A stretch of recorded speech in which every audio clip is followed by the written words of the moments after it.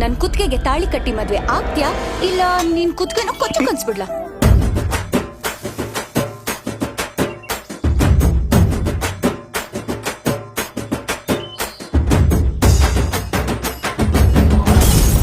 ಜೀವನ ಪೂರ್ತಿ ಅವರು ತುಳಿತಾನೆ ಇರ್ತಾರೆ, ನೀವ್ ತುಳಿಸ್ಕೊತಾನೆ ಇರಿ. ಇವರೆಲ್ಲ ಅವುಗಳಿದ್ದಂಗೆ ವಿಸ ಇಲ್ಲ ಅಂದ್ರೆ ಹಿಡಿಬೇಕು, ವಿಸ ಇದ್ರೆ ಹೊಡಿಬೇಕು.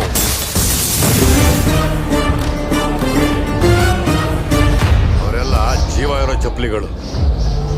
ಅನ್ನನ ದ್ಯಾವ್ರು ಅಂತಾರೆ, ಅಂತ ದ್ಯಾವ್ರನ್ನೇ ಸೃಷ್ಟಿ ಮಾಡೋನು ರೈತ ಮಾತ್ರನೇ. ನಾವು ನಡಿಬೇಕು ಅಂದ್ರೆ ಅವರನ್ನ ತುಳಿಲೇಬೇಕು. ಅವರು ಕೂಡ ಇಂದಲ್ಲ ನಾಳೆ ತಿರುಗ್ ಬೀಳ್ತಾರೆ, ನೋಡ್ತಾ ಇರಿ. ಎಲ್ಲ ಅವುಗಳು ತಲೆ ಎತ್ತುತ್ತವೆ ದಣಿ, ಆದ್ರೆ ಕಾಳಿಂಗ ಸರ್ಪ ಮಾತ್ರನೇ ಹೆಡೆ ಎತ್ತೋದು.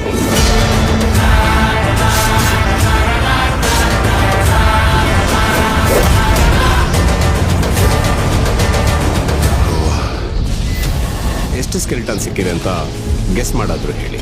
ನನ್ನ ಲೈಫಲ್ಲಿ ಒಂದೇ ಜಾಗದಲ್ಲಿ ಇಷ್ಟೊಂದು ಸ್ಕೆಲಿಟನ್ ಸಿಕ್ಕಿರೋದು ಇದೇ ಫಸ್ಟ್ ಟೈಮ್.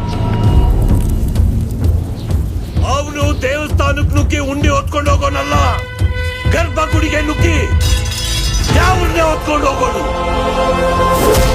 ಊರ ಹೆಂಗಸರು ಅಟ್ಟಿ ಮುಂದೆ ನೀರು ಹಾಕಕ್ಕೆ ಹೆದರ್ತಾರೆ. ಯಾಕೆ ಗೊತ್ತಾ?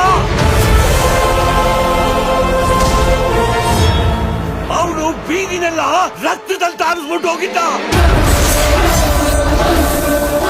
ಅಷ್ಟು ದೊಡ್ಡ ಅಪರಾಧಿನ ಬಿಡಿಸೋದು ಸುಲಭ ಅಲ್ಲ.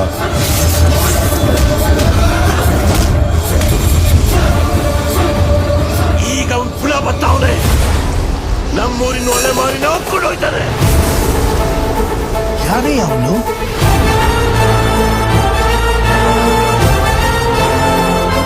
ನಮ್ಮೂರು ಭೀಮ್ನಳ್ಳಿ, ಕುಲ್ಮೆನೆ ದೇವಸ್ಥಾನ. ಕೆಲ್ಸನೇ ದ್ಯಾವ್ರು ಅನ್ಕೊಂಡಿದ್ ನನಗೆ ಆ ದ್ಯಾವ್ರು ಕೊಟ್ಟು ವರ ಏನಂದ್ರೆ 1000 ಮಚ್ಚು 100 ಕಡೆ ತಯಾರಾದ್ರು ಅದ್ರಾಗೆ ನಾನ್ ಮಾಡಿರೋ ಮಚ್ಚು ಯಾವುದು ಅಂತ ಗುರ್ತಿಡ್ಬಿಡ್ತಿದ್ದೆ.